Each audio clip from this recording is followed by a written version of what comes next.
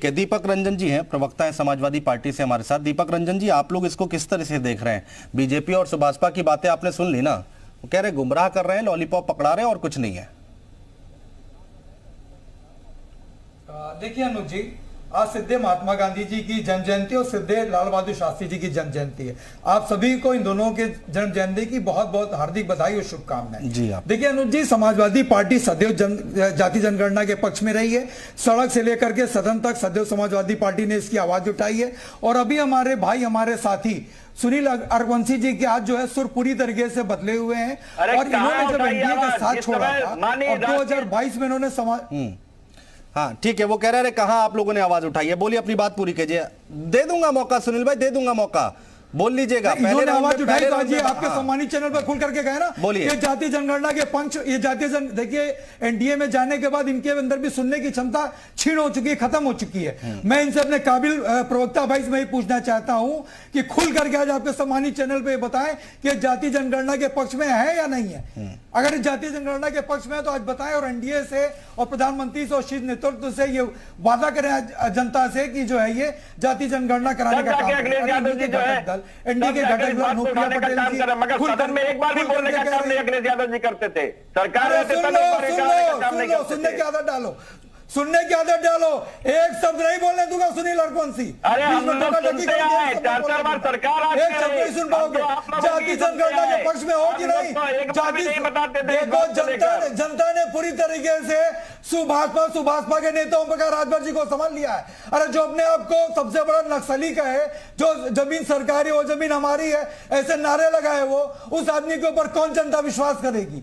आज कुछ और कह रहे हो, सुबह कुछ और कहोगे, शाम को कुछ और कहोगे। मैं आपसे पूछना चाहता हूं कि जी न्यूज जैसे सम्मानित चैनल पे आप ये बताने का काम करोगे कि आप जातीय जनगणना के पक्ष में हो या नहीं हो? अरे उमा भारती जी, भारतीय जनता पार्टी की इससे पहले भी इस बात को कह चुका, सुरेंद्र भारतीय समाज पार्टी हमेशा जातीय जनगणना के पक्ष में रही है, मगर वही सदन में खड़े होकर माननीय राष्ट्रीय अध्यक्ष राजभर जी उत्तर प्रदेश की विधानसभा में कहते थे।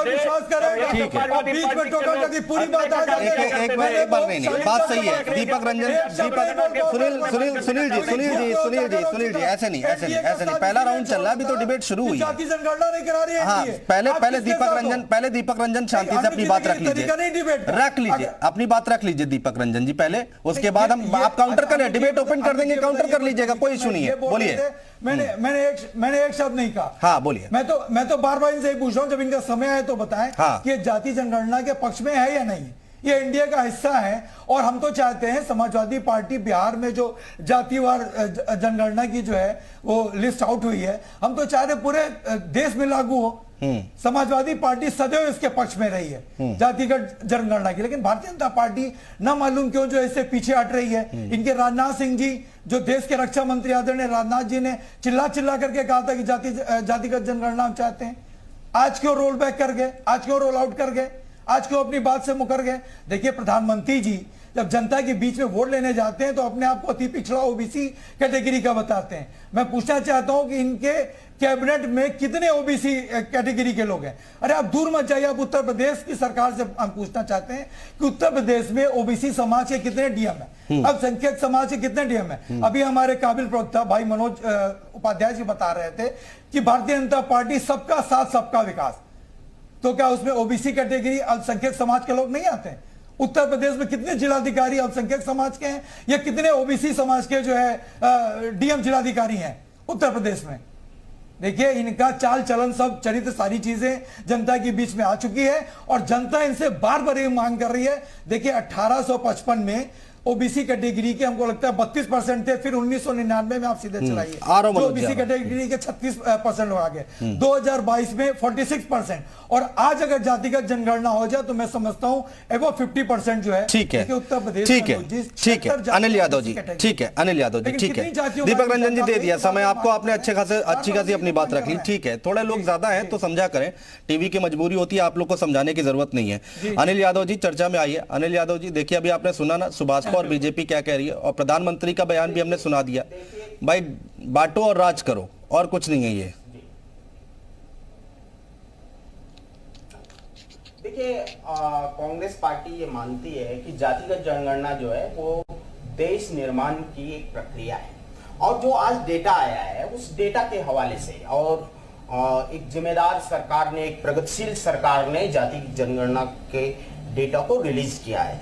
इस डेटा की रिपोर्ट में आप देखेंगे तो इस डेटा के जातिगत जनगणना की रिपोर्ट में ब्राह्मण जाति की जो आबादी है वो 3% के आसपास है, 3% के आसपास है, और ठीक इतनी आबादी जो है मुसहर जाति की है, 3%। तो क्या ये देश को जानने का हक नहीं है कि बिहार में आप देखोगे कि कितने मुसहर डीएम हैं, कितने मुसहर एमएलए हैं, कितने मुसहर प्रमुख सचिव हैं। दूसरी तरफ ब्राह्मण जाति की तो लाइन लगी हुई है। एक जाति 3% होके वो अपनी आबादी की कई गुना ज्यादा प्रतिनिधित्व करती है। दूसरी तरफ एक आबादी है जो मुसहर जाति की, वो ठीक ब्राह्मणों के बराबर है बिहार में, उसके बावजूद वो भूखमरी, लाचारी, अशिक्षा से ग्रसित है। इसलिए हम कहते हैं कि जातिगत जनगणना इसलिए जरूरी है ताकि ये जो डेटा आया हुआ है जिसमें लोगों की आबादी का आकलन हो गया है, पता चल गया है कौन जाति कितनी तादाद में है। मेरे जो एक भाई हैं अभी सुभाषपा से बोल रहे थे, उनको पढ़ के आना चाहिए। लग रहा है वो भारतीय जनता पार्टी के तरफ से उनके यहाँ फोन गया कि आपको बैठना है तो बैठ गए। अगर ये रिपोर्ट पढ़े होते, इस रिपोर्ट में मुसलमानों की जाति प्रतिशत बताया गया है। शेख जो है वो 3.82% है, शेरशाहबादी जो है 1% के आसपास है, साईं, फकीर, दीवान जो मुस्लिम है वो लगभग आधा प्रतिशत के हिसाब से हैं। तो वो सारी जो जानकारियां इसमें हैं। मेरे बगल में बैठे हुए मनोज जी ये आरोप लगा रहे थे कि कांग्रेस पार्टी ने मंडल कमीशन की रिपोर्ट दबा दी। शायद मनोज जी पढ़े होते मंडल कमीशन की रिपोर्ट तो ये बात नहीं कहते। मंडल कमीशन की रिपोर्ट में नीलम संजीव रेड्डी को जो लेटर बीपी मंडल साहब ने लिखा है, उस रिपोर्ट में स्पष्ट तौर पे लिखा हुआ है कि अगर कांग्रेस पार्टी की प्रधानमंत्री श्रीमती इंदिरा गांधी की नीयत साफ नहीं होती, अगर वो मदद नहीं करती, और व्यक्तिगत मदद उन्होंने की, अगर वो नहीं करती तो शायद इस रिपोर्ट को कंप्लीट नहीं किया जा सकता। और तो और मंडल कमीशन की जो पहली सिफारिश थी, जो 27% आरक्षण था ओबीसी का, वो कांग्रेस पार्टी के सरकार में लागू हुआ। और हमारे जो है उस समय सामाजिक अधिकारिता मंत्री थे सीताराम केसरी ने, उन्होंने पहली नौकरी दी। एक्चुअल में मनोज भाई जो जिस पार्टी से आते हैं, ये वो लोग हैं जब बिहार में कर्पूरी ठाकुर मुख्यमंत्री बन रहे थे तब इन लोगों ने नारा लगाया था कि आरक्षण कहां से आई, कर्पूरिया कमाई भी आई। ये वो लोग हैं जब उत्तर प्रदेश में राम नरेश जी मुख्यमंत्री हुए तो बोले कि राम नरेश जी काम करो, लाठी ले लो, भैंस चराओ। तो ये लोग तो उससे अनियंत्रित के लोग हैं। और आज हम कहना चाहते हैं कि बिहार की सरकार ने जो काम किया, मैं 1 मिनट में कंप्लीट कर रहा हूं। बिहार की सरकार ने जो कंप्लीट किया है, जातिगत जनगणना का डेटा रिलीज किया है, उसने जगदेव बाबू कुशवाहा के सपने को साकार किया है। जो उनका नारा था। ठीक है विजय उपाध्याय जी, राजनीतिक विश्लेषक। आखिर में सर मैं आपके पास ही आऊंगा क्योंकि उसके बाद मैं ब्रेक पर जाऊंगा। आखिर में आने का मकसद यही रहता है विजय जी आपके पास कि सारे पैनलिस्ट की आप बातें सुन लेते हैं और उसके बाद जो एनालिस्ट निकल कर आता है, उसके जो विश्लेषण निकल कर आता है वो जनता के लिए, जो दर्शक है उनको बहुत काम आएगा। तो जरा एक बार समझाइए इसके पीछे का गणित क्या है, क्या पिक्चर चल रही है? देखिए, एक तो जो सर्वेक्षण आया है उसमें सिर्फ एक नई बात है कि जो मुस्लिम आबादी है बिहार में वो बढ़ी है। बाकी जितनी जातियों की जो आंकड़े पहले से थे, जैसे 1931 के आधार पर जो आकलन था कि 14% यादव हैं, इतना परसेंट ये, इतना परसेंट ये, सब आंकड़े वही आए हैं। सिर्फ एक बदलाव आया है, वो आया है मुस्लिम आबादी जी। दूसरी बात यह है कि अब आरक्षण, अब जातीय सर्वेक्षण आपने कर लिया, आंकड़े आपके पास हैं। अब तुरंत बिहार सरकार को यह बताना चाहिए कि वो आगे क्या करना चाहती है, क्या इसमें जो सामाजिक आर्थिक।